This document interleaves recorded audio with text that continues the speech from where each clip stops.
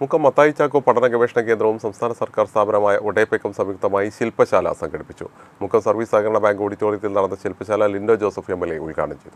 മുക്കം മത്തായി ചാക്കോ പഠന ഗവേഷണ കേന്ദ്രവും സംസ്ഥാന സർക്കാർ സ്ഥാപനമായ ഒഡേപെക്കും സംയുക്തമായാണ് ശില്പശാല സംഘടിപ്പിച്ചത്.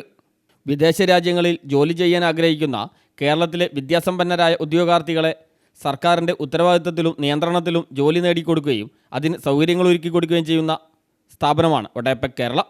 വിദേശ രാജ്യങ്ങളിൽ ജോലി നേടുക എന്ന തൊഴിലേതരായ ആളുകളുടെ ആഗ്രഹം പൂർത്തീകരിക്കുന്നതിൻ്റെ ഭാഗമായാണ് സർക്കാർ സഹായത്തോടെയും ഉത്തരവാദിത്തത്തോടെയും കൂടി മത്തായി ചാക്കോ പഠന ഗവേഷണ കേന്ദ്രത്തിൻ്റെ ആഭിമുഖ്യത്തിൽ ശില്പശാല സംഘടിപ്പിച്ചത്. വിദേശ ഭാഷാ പഠനം ആവശ്യമെങ്കിൽ സൗജന്യമായി പഠിപ്പിക്കാനും സർട്ടിഫിക്കറ്റ് നൽകുവാനും ഒഡേപെക്കിന് അനുവാദമുണ്ട്. ശില്പശാല ലിൻഡോ ജോസഫ് MLA ഉദ്ഘാടനം ചെയ്തു. ഒഡേപെക് ചെയർമാൻ KP അനിൽകുമാർ അധ്യക്ഷനായി.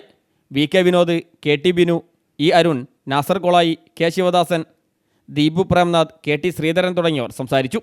ഒഡേപെക്കുമായി ബന്ധപ്പെട്ട കാര്യങ്ങൾ ഒഡേപെക് ഓഫീഷ്യൽസായ അജയ്, ഹൃദ്യ തുടങ്ങിയവർ വിശദീകരിച്ചു. നിരവധി ഉദ്യോഗാർത്ഥികളാണ് ശില്പശാലയിൽ പങ്കെടുത്തത്.